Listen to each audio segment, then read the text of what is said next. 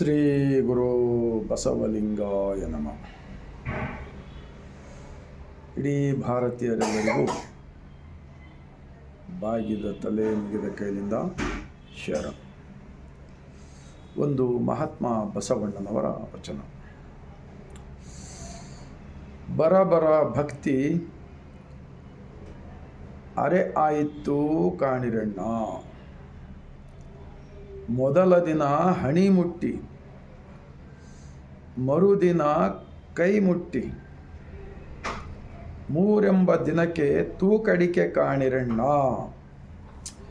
ಹಿಡಿದದ್ದು ಬಿಡದಿದ್ದರೆ ಕಡೆಗೆ ಚಾಚುವ, ಅಲ್ಲದಿದ್ದರೆ ನಡು ನೀರಿನಲ್ಲಿ ಅದ್ದುವ ನಮ್ಮ ಕೂಡಲ ಸಂಗಮ ದೇವ. बिल्कुल छोटा सा वचन है. शुरू में हर इंसान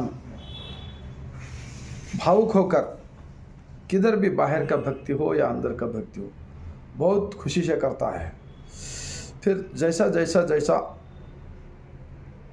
आगे दिनों जाते जाते बदल जाता है इंसान. जब भूल जाता है, नहीं तो बाहर के साल को 6 महीने को बाहर किधर तो दूर का वो दर्शन करने गए, इधर दर्शन कर गए, ऐसे जाकर आते हैं बाहर के.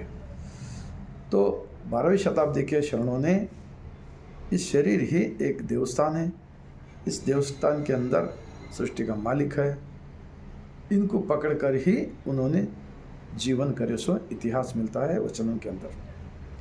अगर एक ही लाइन पकड़ के, जान में जान है, जान में सृष्टि का मालिक है, ये मजबूती से पकड़कर सभी इंसान एक समान है, सबके अंदर एक ही मालिक है, ऐसा समझकर जो आचरण करता है उनको हमेशा सृष्टि का मालिक अपना अंदर का रहकर ही हमारे को एक अच्छा रास्ता बताता है.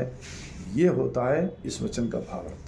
अगर ऐसा ज़िंदगी करते चले गए, कुछ भी मेहनत करो तो उनका कल्याण होगा, उनका भला होगा.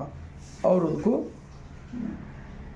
जैसे कि एक नदी आया, समझो पानी बहुत आया, उस तरफ जाना है तो वो नैया पार कराते ना, ऐसा पार कराने वाला, उस तरफ ले जाने वाला, एक अच्छा रास्ता बताने वाला मालिक वक़्त पे सहकार होता है.